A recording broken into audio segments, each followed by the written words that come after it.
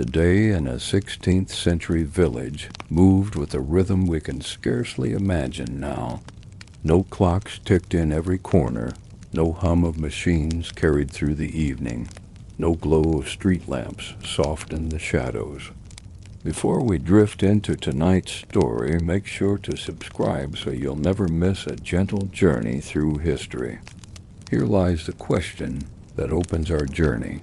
What did nightfall truly mean to those who lived centuries ago, when darkness was not a mild dimming, but a complete surrender of the world into shadow? The answer is simple, yet profound. It was the threshold between the labor of the day and the long pause of the night, a moment when life slowed soft and slipped into quiet. As the sun lowered itself in the sky, long shadows stretched across fields, lanes, and cottages. People knew that work must end before the light fully faded. A farmer hurried to gather his tools from the edge of a field, while a woman brought her last bucket of water from the well. In the fading glow, children made their way indoors, guided by habit more than by sight, their play set aside until another day. Why this hurry? Because in the 16th century, the setting of the sun marked more than just the end of work. It brought with it the closing of the world. Without the safety of light, travel became risky, tasks became difficult, and rest became the natural order. To linger too long outside was to step into an uncertain dark, where uneven paths, wild creatures, or the simple absence of vision could turn the smallest errand into hardship. Within homes, the transition was just as carefully observed. A hearth, fire, long used for cooking, was banked to provide warmth through the night. Its glow was often the single point of light in the room, flickering softly against beams and walls. For many, that fire was not only comfort, but necessity, since matches were rare and flame had to be carried from one day to the next. A candle might be lit, though wax was precious and tallow costly. Families saved such small flames for tasks that required them. To eat by firelight, to sew a tear in clothing, or to check on a child, these were moments that merited the expense of a candle. But for the most part, people lived with the darkness, not against it. Why did they not fear the dark more than they did? The answer lies in familiarity. To them, night was not unusual. It was the natural rhythm, repeated every day of their lives.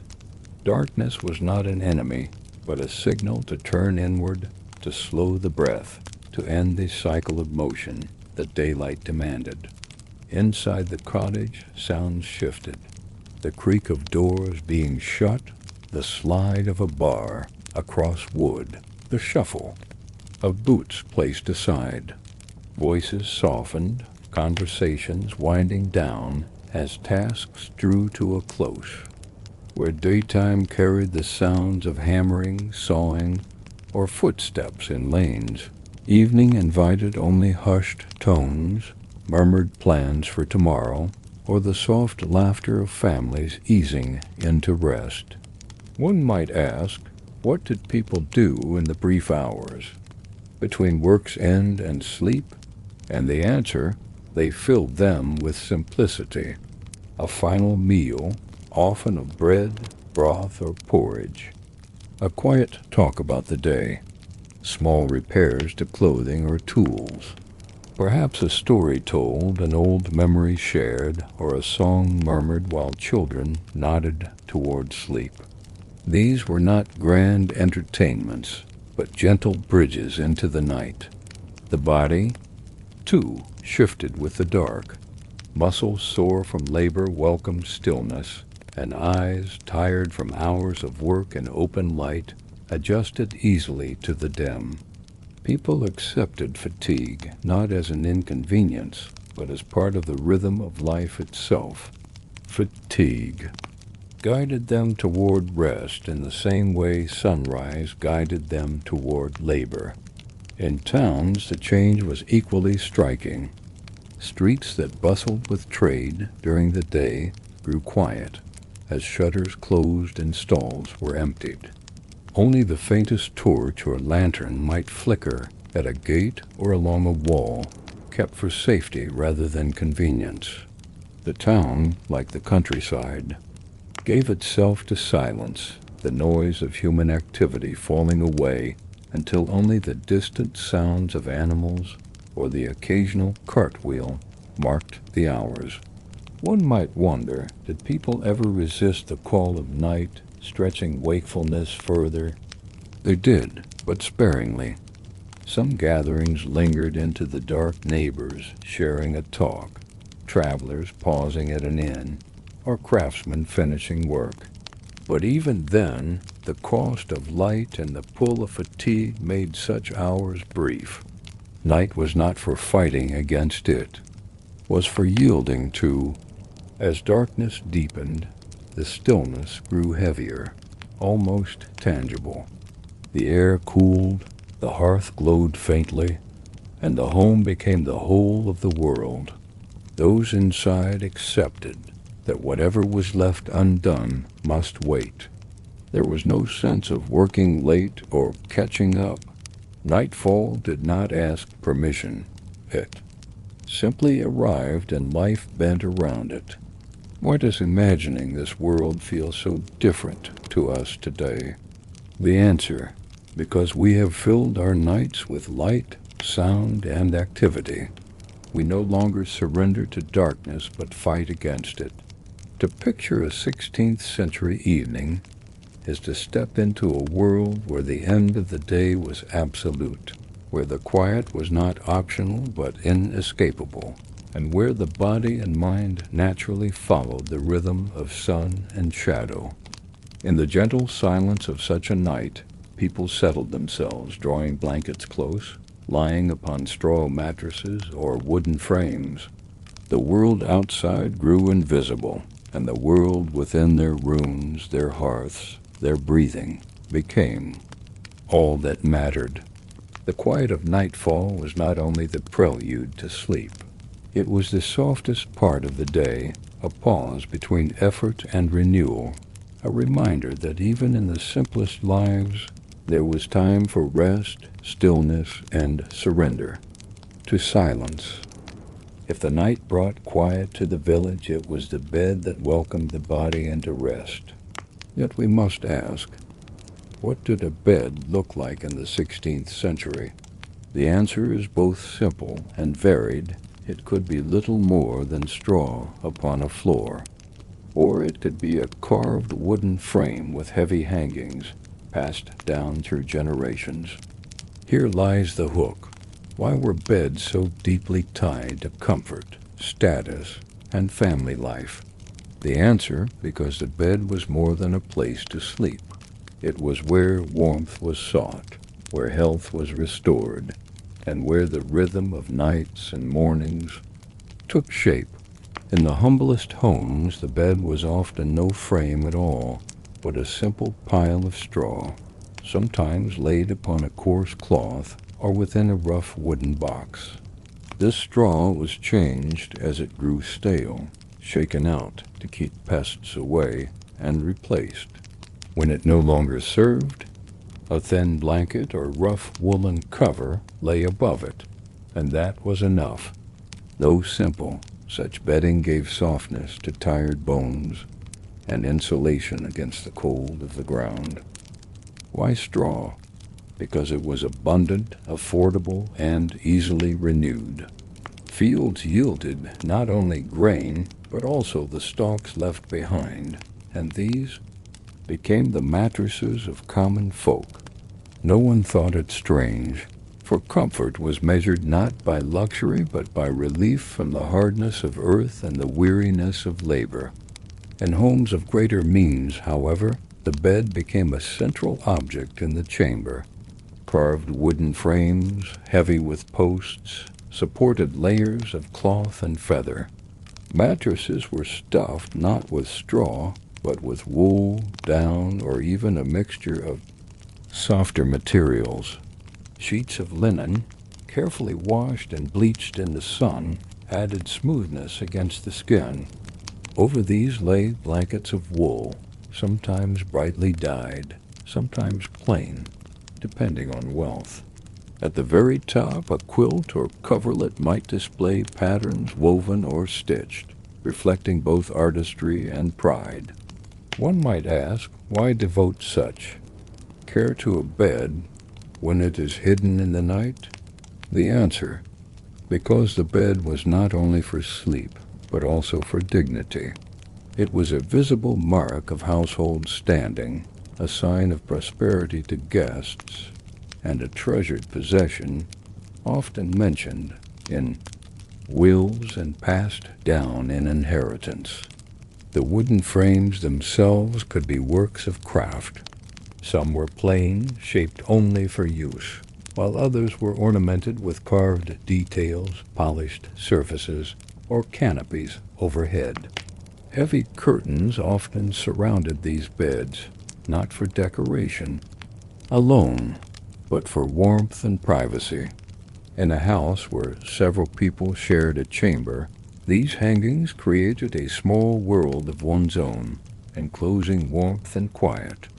Why so many layers, straw, mattress, sheets, blankets, and coverlets? The answer lies in climate. Nights could be cold, walls poorly insulated, and fires not always sufficient to warm a chamber through. To sleep was to protect oneself from chill, and every layer added a barrier against the night air. Even the arrangement of bedding held meaning. In many households, the best bed was reserved for guests or elders. It stood in the most prominent chamber, sometimes even in the main room, where it was seen daily. For the ordinary family, bedding was practical, yet still cared for. Sheets were aired in sunlight, blankets mended, and mattresses beaten or turned. To neglect a bed was to invite discomfort and illness. How often were these beds changed, cleaned, or renewed? The answer depends on means. Wealthier households could afford regular care, replacing sheets more often and restuffing mattresses with wool or feathers. Poorer families stretched every material further, patching until the fabric gave way, reusing straw until necessity forced a change. Still, in both rich and poor homes, the bed was tended with respect, for it was the heart of nightly rest. There were also differences between town and country. In rural homes, beds might be shared by several family members, placed close to the hearth for warmth. In towns where space was tighter and materials sometimes more available through trade, beds could be raised higher with more elaborate bedding. Yet the purpose remained the same: to make the long night bearable, to cradle weary bodies until dawn. Children's beds were often simpler, still small pallets or cradles lined with cloth. A cradle might rock gently beside the parents, its curved base soothing restless movement. Older children often slept together for warmth, wrapped beneath shared blankets or laid side by side on straw. This closeness was not unusual, it was necessity, and it bound families in nightly rhythm. We may ask, did people dream differently upon these beds? And while no answer can be certain, the thought lingers. The softness of down, the coarseness of straw, the warmth of heavy wool all shaped the way rest came, the depth of slumber, and the ease of waking.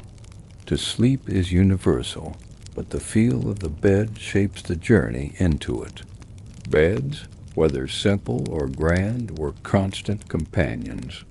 They saw not only sleep, but also recovery from illness, the quiet rest of winter evenings and the gentle beginnings of each day. A bed was never merely furniture, it was the stage upon which a third of life unfolded. And so, when night fell in the 16th century, and a body slipped beneath covers, it did so with gratitude.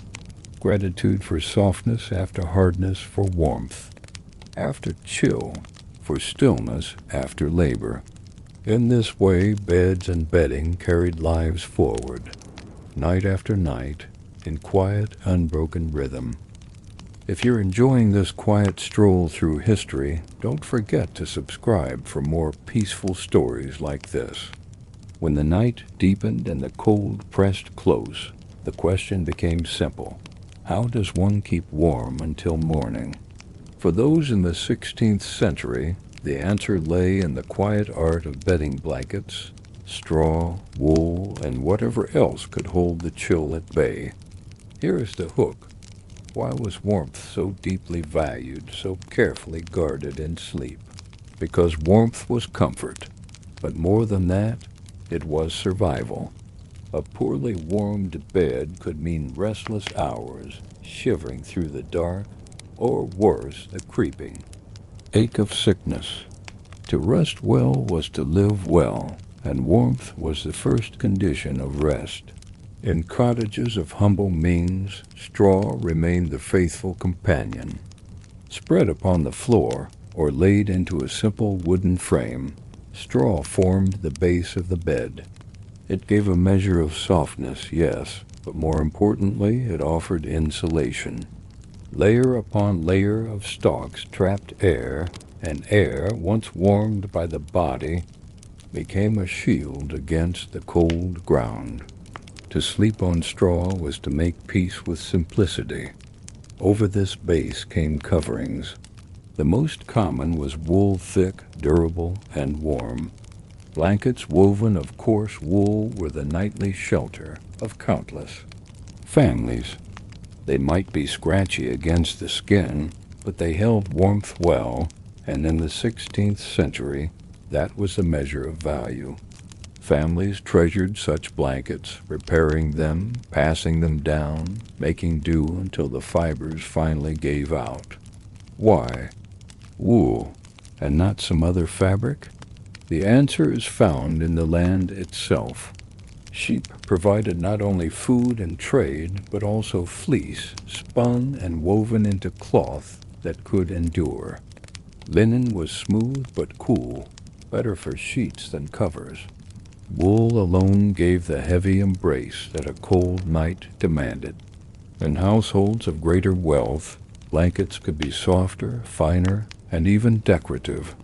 Some held dyes that made them stand out, reds and blues woven into patterns. Others were quilted, stitched with care, their layers trapping warmth more efficiently. A feather-filled quilt was the pride of a bed, its softness a luxury few could afford. To slip beneath such a cover was to enter a different world, where sleep came swiftly and comfort wrapped itself closely. Yet whether humble or grand, the principle was the same. Warmth must be held, and the night must be endured. To that end, people layered what they had.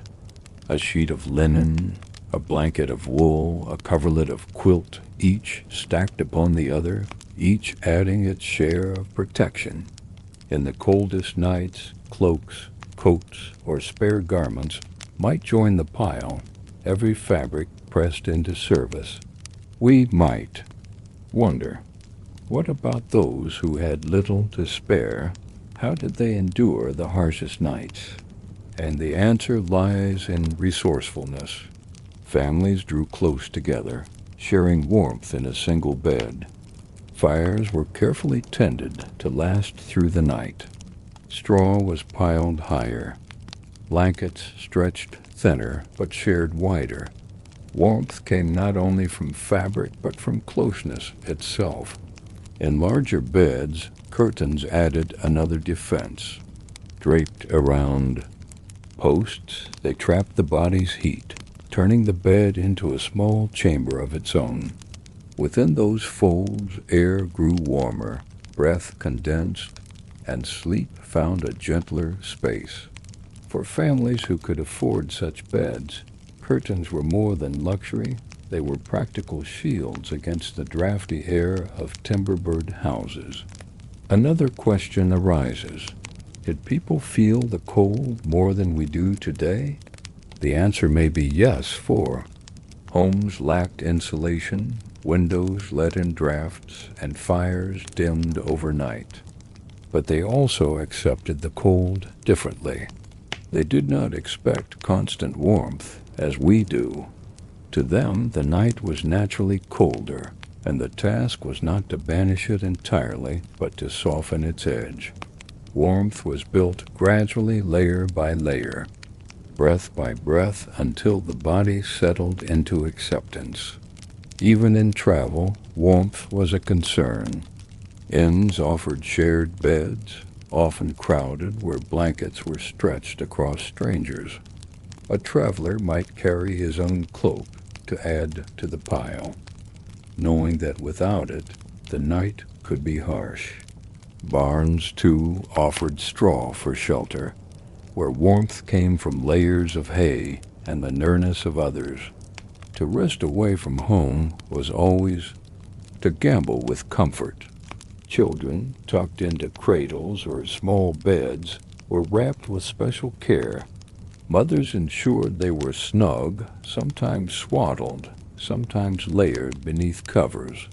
The fear of chill was strong, and warmth was a parent's promise. To keep a child warm was to keep a child safe. What then did the warmth of blankets and straw truly mean in the 16th century? It meant continuity. It meant waking without sickness, rising ready for the day, knowing that the body had not been worn thin by a restless night. Warmth was not. Taken for granted, it was sought, protected, and valued. And so, as the darkness pressed close outside, families lay beneath wool, within straw, behind curtains. The world beyond their walls was cold, but within there was the quiet embrace of warmth. It was not perfect, not always comfortable, but it was enough. Enough to carry them through the night, enough to let dreams unfold, enough to let life renew itself when morning came. When the hearth dimmed, the blankets were drawn close, and the last candle guttered low. Another question arose. What did the room itself feel like when silence settled in? Here is the hook. The chamber was more than four walls and a bed. It was the stage on which the night unfolded, the envelope that enclosed every breath, every creak, and every rustle. To step into a 16th century sleeping chamber, with its quiet air and its shadows, is to understand how deeply space shapes rest. For many, the chamber was modest, its walls of timber or plaster, its floor of wood or packed earth. Furnishings were few. A bed, a chest, perhaps a stool or bench, and the hearth if the house allowed it. The room was not cluttered with objects was practical, pared down, created for function rather than ornament. Yet in its spareness lay its calm. One might ask, how did silence arrive in such a place where the day had been filled with labor and sound? The answer is simple. It arrived. With the closing of doors, the settling of shutters, the last murmur of voices. Sound withdrew as people yielded to night, leaving only the small, constant noises of the room itself. Listen closely. The faint crackle of embers as they cooled. The groan of wood as the house adjusted to night air. The soft shift of straw beneath. A sleeper's weight. These were not intrusions, but companions to the silence, weaving a texture of sound so gentle it deepened rather than disturbed rest. In wealthier homes, chambers carried more furnishings. tapestries on walls, cushions on benches, perhaps painted chests. These softened both sound and draught, muffling the world outside. Curtains drawn around beds completed the hush, sealing sleepers in small cocoons of silence. In such rooms, stillness was almost total, broken only by the rhythm of breathing. Yet even in humbler cottages, the chamber was a retreat. Its walls, however thin, marked the boundary between outside and inside, between danger and safety, between the labor of day and the peace of night. To close a door was to declare the day finished. Why does silence matter so much to sleep? Because it is the partner of stillness. The body may grow tired, but without quiet, the mind remains alert. In the 16th century, where noise was daylight, companion hammering, shouting, animals, carts, the stillness of night was not only welcome, but necessary. It cued the body to release, to breathe deeper, to let go. And yet silence in that time was not the absolute quiet we imagine in padded rooms. It was alive. Beyond walls, the night had its own music. The hoot of an owl, the bark of a distant dog, the creak of a cart passing late. Inside, silence carried the soft sigh of sleepers, the rustle of cloth, the shift of wood. This living silence was no threat. It was reassurance that life continued, gently, even as the world rested. One may wonder, did people fear this silence when it grew too deep? The answer sometimes. An unexpected noise could unsettle. A knock, a cry, or a sudden stillness in place of usual sound might cause unease. Yet mostly, silence was not a vacuum but a blanket, covering all with calm. In winter, silence thickened. Snow muffled footsteps, winds stilled beneath heavy skies. Inside, chambers grew more insulated, the curtains drawn tighter, the fire pressed lower. The hush was deeper, as though the whole world slept alongside those in their beds. In summer, silence was lighter, touched by the chirp of insects and the whisper of breezes through shutters. Each season gave the chamber its own voice, its own rhythm of quiet. What did the chamber look like in darkness? Without lamps or constant glow, shadows stretched long, corners disappeared, and familiar shapes softened. The bed loomed largest. The hearth glimmered faintly, and beyond that, only outlines remained. For the sleepers, this was no disturbance. They knew their rooms as one knows the lines of their own hand. Darkness was no enemy, only another form of familiarity. Chests by the walls held clothing and blankets. Sometimes small objects, wooden bowls, spoons, or tools rested nearby. A stool might hold a jug of water, a place to reach in the night, if thirst came, but nothing was excess. The chamber was not crowded, for the needs of night were few. Rest asked little more than a bed, a cover, and silence.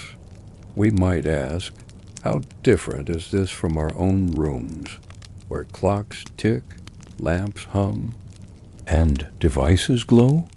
The answer, profoundly different. The 16th century chamber was not filled with distraction. Its silence was not earned by effort, it was given by the world itself. To step into that silence was to surrender, not to wrestle with interruption. Even visitors noted this difference. Travelers wrote of the stillness of country nights, the heavy quiet that pressed down once fires dimmed. They remarked on the way sound carried a whisper heard across a room, a dog bark echoing faintly through shuttered windows. To sleep in such silence was to be enfolded in the natural rhythm of life.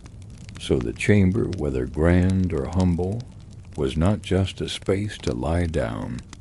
It was an instrument of sleep, shaping the senses, preparing the mind. Its silence was as important as the blanket, its hush as vital as the pillow. To close one's eyes in such a chamber was to step into a sanctuary built not of stone or wood, alone, but of quiet itself. And when the last sounds faded, the embers whispering, the floor settling, the curtains swaying, what remained was the essence of night, stillness, breath, and the soft silence of a world at rest. When the chamber had grown still and the body lay wrapped in warmth, another question arises. Did sleep itself come in the same way as it does for us today? The answer is both yes and no. People closed their eyes, drifted into slumber, and rose again with dawn. But in the 16th century, the rhythm of rest was often divided into two distinct parts, the first sleep and the second sleep. Here's the hook. Why did people rise in the middle of the night only to sleep again? To us, it seems strange, even inconvenient, but to them it was natural. It was the rhythm the body chose when unshaped by artificial light, when darkness stretched long and unbroken, when the night itself invited a pause. The first sleep began soon after nightfall. Once fires burned low and shutters closed, bodies surrendered to weariness. Laborers fell quickly into heavy slumber, their muscles exhausted, their minds quieted by fatigue. This first stretch of sleep often lasted 3 or 4 hours. It was deep, restorative, the kind that silenced all but the loudest sounds. But after this first sleep, something curious often happened. People stirred. They woke, sometimes fully, sometimes only halfway, their eyes opening to darkness. Yet this waking was not restless or unwelcome. It was expected. It was part of the natural course of the night. Why wake when the night was not yet finished? The answer lies in the length of darkness. In a world without lamps to extend the day, nights stretched long, especially in winter. To sleep without pause from dusk to dawn would have been unnatural. So the body divided rest into 2 parts, with a gentle waking in between. What did people do during this waking?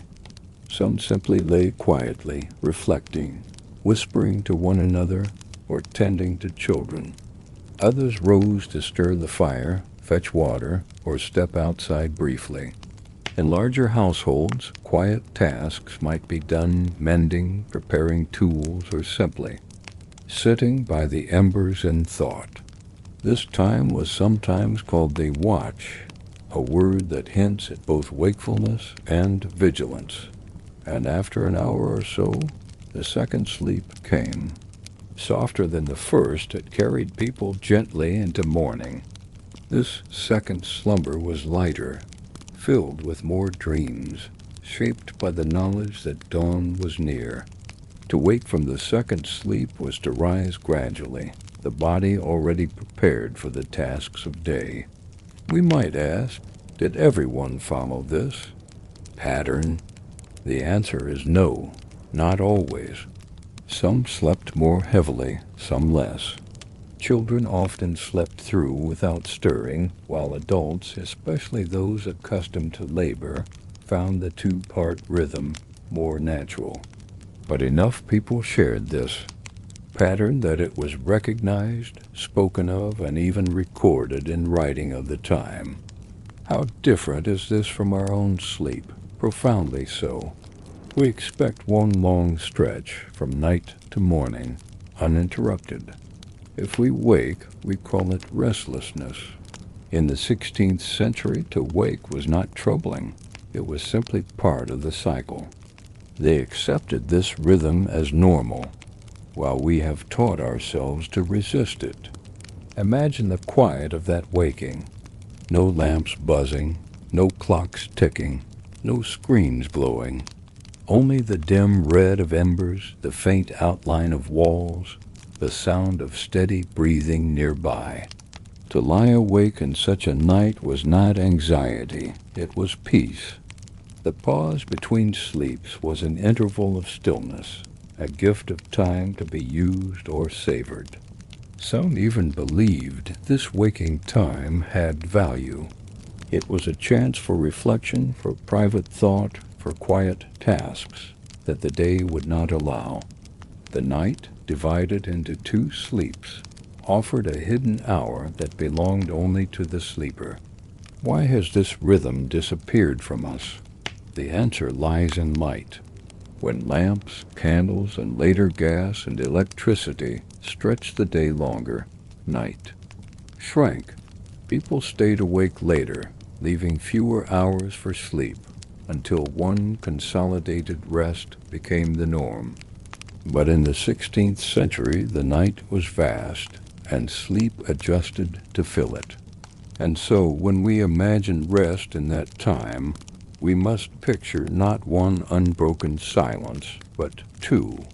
First, a heavy slumber that sank into the body like stone into water. Then, a quiet waking, gentle and unhurried. And finally, a second sleep, softer, dream-filled, leading the body toward the pale edge of dawn.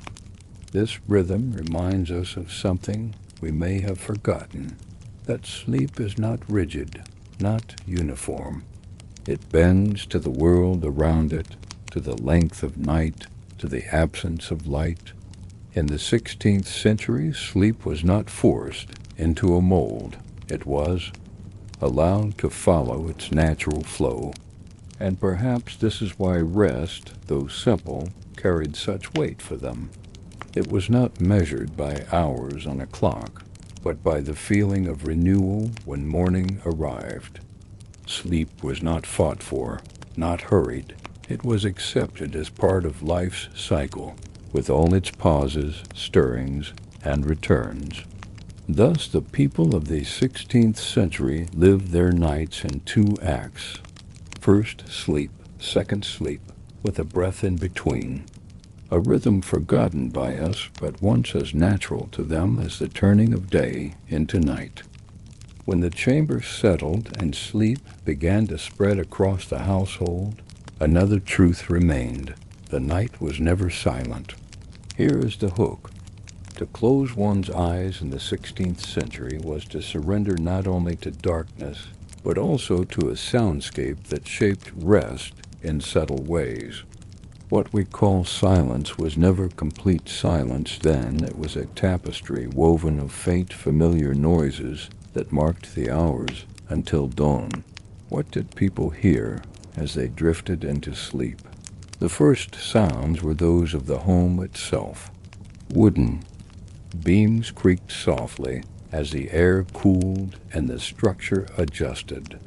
Ashes shifted in the hearth, releasing faint crackles. A blanket rustled as someone turned, a child sighed, or straw shifted beneath a sleeper's weight. These sounds were not disturbances. They were assurances that the world was in order. Beyond the chamber, other sounds joined. In towns, carts, sometimes rattled over cobblestones late into the evening. Dogs barked in distant courtyards. A horse stamped in its stall. These noises did not jar as they might today, for they belonged to life itself. They were part of the expected texture of night. In the countryside, the sounds were softer, more natural. The call of an owl drifted from the woods. Wind stirred leaves against shutters. In summer, insects hummed faintly outside. In winter, snow dampened the world, leaving only the occasional moan of wind through cracks in the house. Sleepers did not resist these sounds, they absorbed them, allowing them to lull rather than rouse. We might ask, did people ever fear these sounds? The answer, Sometimes a sudden noise, unusual or sharp, could bring unease. A knock at the gate, a cry in the distance, or the howling of dogs might stir worry. But for the most part, sounds of the night were companions, not threats. They reassured that life continued, that the world moved even as one rested. Consider also the presence of animals close to home. Chickens, goats, and cattle often slept within earshot, sometimes even under the same roof in cottages where warmth was shared. Their movements, soft lowing, quiet shifting, the gentle cluck of roosting hens, formed a background chorus to human rest. To us, such sounds might seem disruptive. To them, they were familiar, a reminder of livelihood and security. What about inns or shared sleeping spaces? There, the night was filled with human sound. Snores, coughs, muttered words, shifting bodies, all blended into a constant low murmur. Privacy was rare, and sleep meant accepting the noise of others. Yet this too became familiar, like waves lapping at a shore, steady, inescapable, and in time almost soothing. Why is it that such sounds, which we might find distracting, often lulled rather than disturbed? Because expectation shapes perception. To those in the 16th century, night was not imagined as mute. It was alive with presence natural, human, and household. Their ears did not listen for silence. They listened for balance. As long as sounds remained steady, sleep continued. One might wonder, was there beauty in these sounds? The answer is yes, if beauty is found in belonging. The night's chorus marked the closeness of life. A cow shifting in its stall meant food awaited tomorrow. A cart creaking in the distance meant trade and livelihood continued. An owl's call was a reminder that the world beyond human walls was awake in its own way. These sounds tied sleepers to a living world even in dreams. Of course, there were sounds that unsettled, storms breaking in sudden crashes, wolves in far-off forests, or quarrels carried through thin walls. But even these, once recognized, folded back into the night. Sleep returned, shaped by the ebb and flow of noise. So when we picture the 16th century sleeper, we must place them not in silence, but in sound. Sound was the partner of sleep, sometimes gentle, sometimes sharp, always present. To drift into slumber was to let the world continue its murmurs, to yield without resistance, to rest with the knowledge that life around never fully ceased. And in this way, the sounds of the night became part of sleep itself, background and boundary, reassurance and rhythm. To wake in the dark was to listen, to hear that life went on, and to return to rest knowing one was never alone in the quiet hours of the night.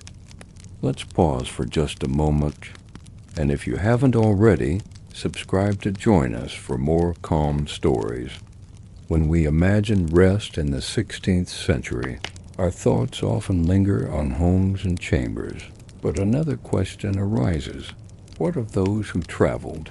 Where and how did they find their sleep? Here is the hook. Sleep away from home was never quite the same, and in the 16th century, the experience of travel shaped not only the body's rest, but also the traveler's memory of the road itself. To sleep far from one's hearth was to surrender to chance, to accept whatever shelter could be found. Travel was slower then. Journeys stretched across days, sometimes weeks. Merchants, messengers, scholars, or laborers seeking work all found themselves on roads that wound through towns and fields. When the sun lowered and darkness fell, the question was no longer how many miles could be walked, but rather where could one safely lie down? The most familiar answer was the inn. Inns varied greatly. Some were large establishments in busy towns, offering food, ale, and beds for many. Others were small, little more than a house where a traveler could find straw on the floor and a blanket to borrow. Beds, when offered, were often shared. 2, 3, sometimes even 4 strangers might lie together beneath the same covering. To us this seems unusual, but to them it was expected. Warmth and space were valued more than solitude. One might ask, was sleep easy in such conditions, surrounded by strangers? The answer depends. For some, exhaustion carried them swiftly into slumber, the closeness of others no hindrance. For others, the sound of unfamiliar breathing, the shifting of bodies, and the smell of travel pressed heavily on rest. Yet choice was seldom theirs to make. The road did not often offer luxury. In smaller villages, a traveler might find lodging, not in an inn, but in the home of a resident, if welcomed. Hospitality was a practice of necessity. Travelers could bring news, trade, or goodwill, and so doors were sometimes opened. In such cases, a guest might sleep on a bench, a pile of straw, or, if fortunate, a spare bed. Again, comfort was measured, not in softness, but in safety from the night outside. And what of those who could not find lodging? Fields, barns, and stables became their chambers. Straw in a barn offered more warmth than bare ground, and the nearness of animals gave both comfort and protection from cold. In such rests, the sounds of the night were closer, the ground harder, and sleep lighter. Yet even here, weariness often triumphed. To walk long miles was to invite sleep, no matter where one lay. We might wonder, did wealth change the travelers? Sleep, certainly. Nobles on the road carried servants, bedding, and sometimes even portable furniture. They brought blankets and cushions, ensuring that even when far from home, comfort traveled with them. Their parties secured entire rooms, or houses, turning temporary lodgings into spaces that mirrored home. For them, the road was less of an uncertainty, but for most, the traveler's sleep was humble. It was about making do with what was found, accepting less, and surrendering to necessity. Inns with straw mattresses, barns with hay, or the floor of a stranger's home became the night's companions. Another question arises. Did travelers feel safe in their sleep? The answer is mixed. Roads could be dangerous. Inns sometimes held thieves, and the night always carried uncertainty. Sleep was lighter, more cautious, more easily broken. Yet still the body required it, and so it came, though often more shallow than the rest found, at home, and still there was a rhythm to it. Travelers rose with the sun, not with clocks. They washed when water was offered, stretched stiff limbs, and prepared again for the miles ahead. Their sleep was never entirely restful, but it was enough to continue. Think of the contrast. A villager sinking into a familiar straw bed, wrapped in known warmth, versus a traveler lying in a shared room with strangers, or on hay in a barn. Sleep itself became part of the story of the journey, shaping how it was remembered. A restless night was told alongside the miles walked, while a rare, comfortable bed became a detail worth recalling. Why is this worth remembering? Because it shows us how central sleep was, even when far from home. Travelers may have spoken of markets, roads, or encounters, But behind all these, the question of where they slept remained constant. Sleep was the foundation on which the rest of the journey was built. And so, in the 16th century, the traveler's sleep was as varied as the road itself. Sometimes restless, sometimes warm, sometimes uneasy, but always present. For without it, no journey could continue, no miles could be walked, and no destination could be reached. When we think of a bed today, we often imagine it as a private space, shared perhaps by two, but rarely more. Yet in the 16th century, another question arises. What did the bed mean to families then, and how many lives did it hold each night? Here is the hook. The bed was more than a piece of furniture. It was a place of warmth, of kinship, of shared safety. To lie down in the 16th century was to enter a space that bound people together, both in body and in life itself. For most households, especially those of modest means, beds were not numerous. A home might have only one or two serving an entire family. This meant that sleeping was not solitary. Parents, children, and sometimes even extended relatives lay together, wrapped beneath the same coverings, sharing the same warmth. Why so many in one bed? The answer lies in both necessity and comfort. Wood and textiles were costly, and space within homes was limited. To sleep together saved both resources and firewood, for warmth shared between bodies was warmth not lost. What we might call crowded, they called sensible. Imagine such a bed, its frame of wood, perhaps carved, but often plain. Its mattress of straw replaced when it grew too worn. Its covers of wool, heavy and rough but serviceable. Within, bodies lay close. Children curled against parents, siblings pressed together, and the household drifted into rest as one. One might ask, did they find comfort in this closeness? The answer is yes, in ways both practical and emotional. The warmth of many bodies eased the chill of winter nights. The presence of family gave reassurance, especially to children.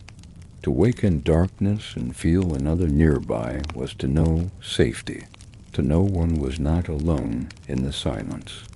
Even among wealthier families, beds were often shared. Servants sometimes slept near masters, apprentices with their household, guests with hosts. Privacy was rare, and the idea that each person required their own bed had not yet taken hold. The bed was communal, a space that gathered people rather than separated them. We may wonder, how did they arrange themselves within such beds? Accounts suggest that parents often took the central positions, with children placed around them. In larger households, siblings might share one bed while elders shared another. There was no single rule, only the adaptation to space, warmth, and comfort. Consider also how the bed became a stage for life beyond sleep. It was where children listened to stories, where parents whispered quietly after the day's work, where siblings exchanged thoughts before drifting into dreams. The bed was not simply the end of the day, it was its own space of family life. What did this closeness mean for rest itself? Sleep was lighter, shaped by the presence of others. A turn, a cough, or a murmur traveled easily. Yet this was accepted as part of the rhythm of rest. For many, the comfort of closeness outweighed the disturbance. Why has this practice faded? The answer lies in both wealth and changing ideas of privacy. As homes grew larger and more furnished, as textiles became more accessible, families began to separate their sleeping spaces. The bed became more personal, less communal. But in the 16th century, it was still a gathering place. There is another question worth asking. Did this closeness shape the bonds of family? The answer is almost certain. To share a bed each night meant to share more than warmth. It meant to share trust, comfort, and the intimate rhythm of breathing in the dark. Bonds formed not only in daylight, but in the shared quiet of night. Even travelers noted this, commenting on how common it was for families to sleep together. To them, it was no curiosity, but a natural reflection of life itself. The bed was not merely a piece of furniture. It was a place of family, a small world within the wider one. And so, in picturing the 16th century home, we must see the bed not as solitary but as communal, a place where bodies rested side by side, where warmth was pooled, where children found security, and where the family, in its simplest form, was gathered each night. The bed, then, was not just for sleep. It was the quiet heart of the home. When eyes closed and sleep drew the body into stillness, another world began to open, the world of dreams. And so the question comes, what did people in the 16th century think of the visions that filled their nights? Here is the hook.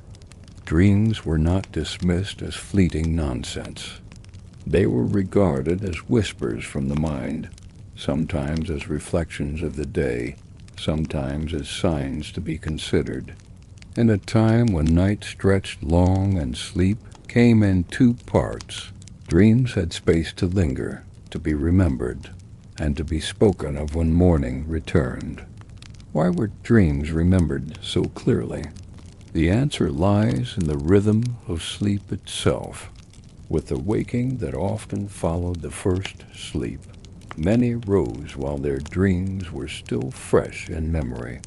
They might sit by the embers, turn the dreams over in thought, or whisper them to one another. To us, dreams fade quickly upon waking. To them, the night's pause gave space to recall and reflect. What sorts of dreams filled their minds? Much as ours do today, of work, of family, of fears, of wishes. A laborer might dream of fields or harvests, a merchant of markets and coins, a traveler of roads and unfamiliar places. Dreams echoed daily life, though often with strange turns that left questions in their wake. Did they believe these dreams carried meaning? Many did. To dream of abundance could be taken as a hopeful sign, while to dream of loss might cast a shadow over the day. A dream of water might stir wonder. A dream of animals might be told with curiosity. Not every dream was seen as a message, but neither was any dream without interest. We may ask, did they try to explain these visions systematically? The answer is mixed. Some relied on old sayings or wisdom passed down, suggesting that particular symbols carried certain meanings. But more often, dreams were spoken of simply, interpreted within the context of one's own life. A mother might hear her child's dream and give comfort. A farmer might share his dream with a neighbor, both nodding thoughtfully. Dreams were part of conversation, not confined to private thought. Why did dreams hold such power? Perhaps because the night itself held mystery. Without artificial light, without constant noise, the hours of sleep seemed set apart, touched by something beyond the ordinary day. Dreams then were seen as belonging to that mystery, and so they were given space in memory. It is worth asking, were dreams always welcomed? Not always. Just as today, unsettling dreams disturbed rest. To wake with the echo of fear, or to see, in the mind's eye, something troubling, was to carry unease, into the waking hours. Yet even these dreams became part of life, folded into the rhythm of nights and days. Children's dreams especially drew attention. Parents often listened patiently, soothing fears of imagined beasts or comforting the child who dreamed of separation. In this way, dreams became part of the bond of family, one more thread in the fabric of shared night. And what of those who slept in shared beds or crowded inns? Dreams, when spoken aloud, became the property of many ears. A muttered word, a cry in sleep, or a sudden movement could stir comment the next day. In such places, dreams were not entirely private. They escaped into the world of others. We might ask, did the people of the 16th century dream differently than we do today? The answer is no, not in form, for the human mind has always wandered in sleep, but perhaps in wait. Without distraction upon waking, without the rush of modern schedules, dreams were remembered more clearly, spoken of more fully, and given more meaning. Imagine, then, a family sitting at dawn, fire newly stirred, voices low, sharing the dreams of the night. One tells of a hunt that never happened, another of a road never traveled, another of a face not seen for years. All listen, nod, perhaps smile, perhaps frown. Dreams become stories, woven into the day before it even begins. So in the 16th century, dreams were not dismissed. They were held, considered, spoken of. They were threads connecting night to day, sleep to waking, mystery to ordinary life.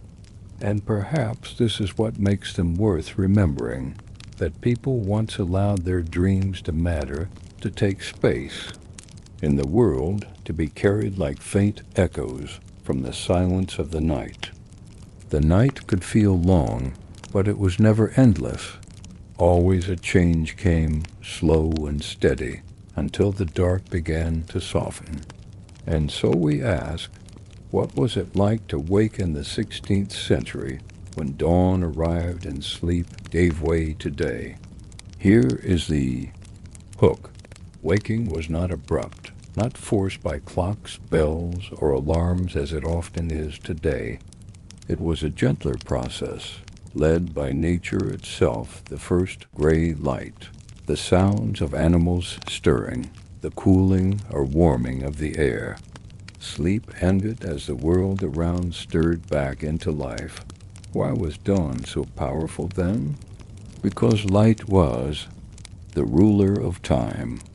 Without gas lamps, without electricity, the sun alone told when to rise and when to sleep.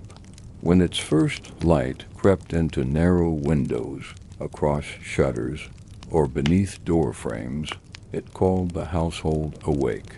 What did people hear first? In towns, carts creaked again on cobbles, voices carried as markets began. In villages, the lowing of cattle, the crowing of roosters, the rustle of feet across earthen floors, all mingled to form the soundscape of morning. These were not intrusions, but signals, each sound saying, "The day has come, it is time to rise." One might ask, did they rise quickly or linger in bed? The answer is both. Many, especially laborers, rose as soon as light appeared, for their work depended on daylight. But others lingered in the warmth of bedding, speaking softly, stretching, or simply lying still until the house fully stirred. There was no single rule, only the pull of necessity and the comfort of staying beneath the covers for a few moments. More. And what of the second sleep, spoken of in earlier chapters? Often, after a brief waking in the night, the second sleep carried people toward dawn. This made the morning rise gentler, for bodies were already familiar with waking once before. Dreams from the second sleep were often freshest, carried into the first thoughts of the day. What was the feeling of dawn itself? For some, relief that the dark hours were past. For others, weariness, knowing a long day of labor lay ahead. Yet always dawn brought certainty. The sun had returned. The world continued. Life moved forward. Did families wake together? Often they did. In shared beds, one movement stirred another, until all slowly rose. In cottages, the lighting of the morning fire drew the household from rest. In larger homes, servants rose first, beginning the tasks of the day while others still lay in bed. Each household had its rhythm, yet all turned toward the light as it returned. Imagine the moment. Shutters opened, fresh air spilling in, smoke curling as the fire caught again, and the house filling with voices, footsteps, and the soft clatter of tools. Sleep faded, replaced by the small tasks that began each day. One might wonder, was there peace in such waking? The answer is yes. It was not the hurried waking we know today, driven by machines and schedules. It was slower, shaped by the world's natural rhythm. The day began when the sun said it should, and sleep ended not with a start, but with a steady return to life. And so, in the 16th century, dawn was more than just a change of light. It was the gentle end to the long hours of rest, the final boundary between night and day, sleep and waking, silence and activity. To wake with the dawn was to feel time itself unfold measured, not by ticking hands, but by the rising of the sun. And as each household stirred, as voices grew louder, and tools returned to work, the memory of the night slipped quietly into the past, until it was evening again, and the cycle began once more.